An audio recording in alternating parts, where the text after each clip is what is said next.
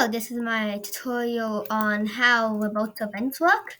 This, this can usually be used for shops inside screen GUIs or sending information between the client and the server, which is the main use for these. This tutorial will be teaching you how to make a shop using remote events. First, we go to the starter GUI, make a screen GUI, and you can name them however you want. You'll need them later. And you place down a text button or whatever button you're going to use. You may also add a scrolling frame or a normal frame. Next, we go down to the text and we can add the item we want to sell. Add on the scripting.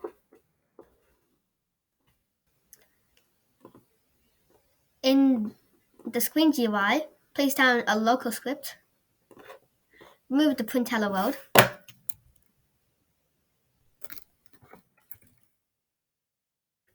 and first, before we start scripting, we need to add a remote event into replicated storage, and you can name it whatever you want. It's crucial that we name it something that we can remember. For example, I can name this Shopify, but you can name it whatever you want. Now you can actually start. If you place your local script in the screen GUI, you can do script.parent.text button or whatever you named the text button. Or you can do script.parent.yourframe.the text button name you used. But mouse button 1 click. And then we do connect the function over here and end. Now this can fire off a remote event and in replicated storage. And a bit of explanation. Replicated storage the client and server can access, which means the client and server can communicate through the remote events in the replicated storage. Now in that function, this basically detects when the player has clicked on the text button. Now this is only if your item costs money, but if we don't need to do that. If game.players.local player, because if you put this in a local script, there should be a local player. If you didn't, there shouldn't be a local player. Then, and I might automatically put you an end. If game.player is the local player, the leader stats, the money, or whatever you name your money value, the value is more than whatever you priced it before, minus 1, in my case 200. And now we can input the code. It's not too complicated.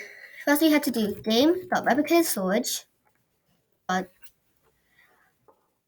the remote event you named dot fire server, and we can include the cost as we can't include it as a variable in here, like write 200. We actually have to make a variable for the amount cost.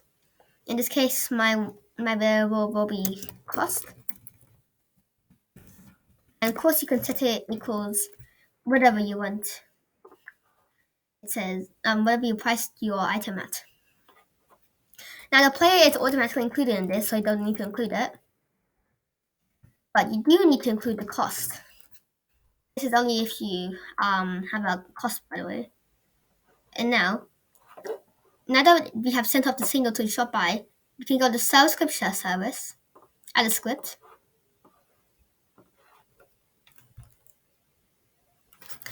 And we can do game.replicated storage because the server can access it. Shopify dot on server event game.replicated storage.shopify.onServer event connect function. Now you can create you can also create a function connected to this as one if you want, but this step you can also do. Player, which is automatically included with the remote event, and cost. Now that should automatically create an end for you. Now what you do, this is what you can do on the server side. So for this example, I'm going to give the player a tool. In this case, I can just make it a part for explanation purposes, and we can name it Axe. And now we can put this into. Oh yeah, I forgot. First we have to make this a tool first. Now I'll right click and press insert object. And now you can add a tool.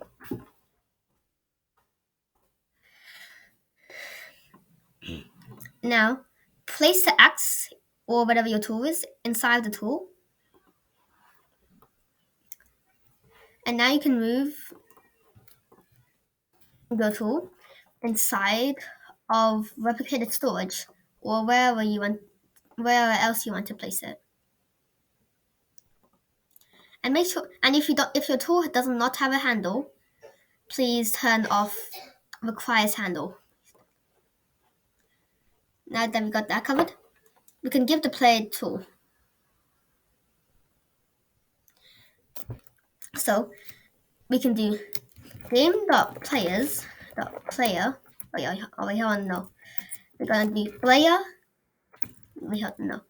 Sorry about that. We have to do local tool equals game.replicated storage dot your tool name. And then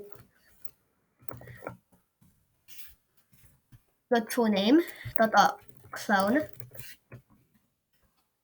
And then we can make tool.parent equals player. And this is only if you have cost. Player.leader stats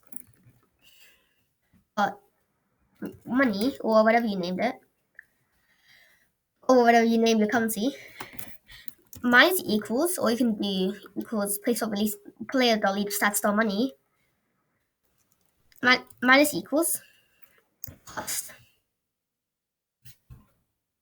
And there you have it.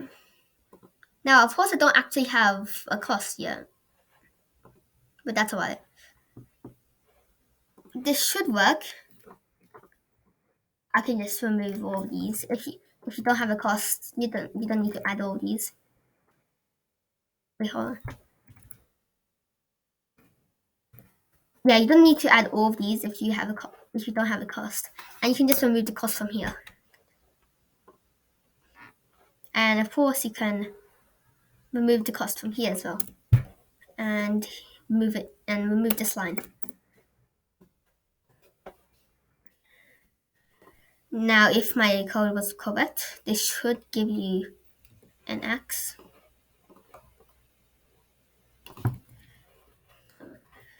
If you oh wait, hold on. It should be.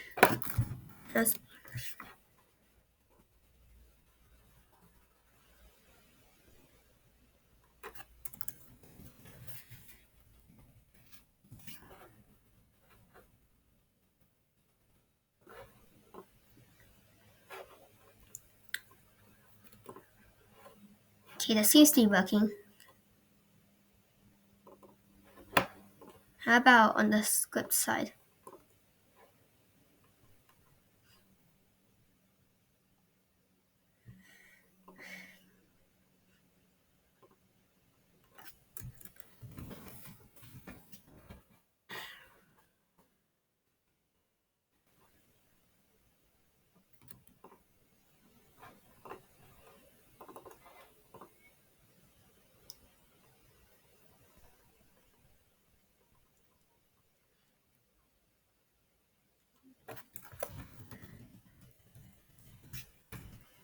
the player.backpack, but there might be an error.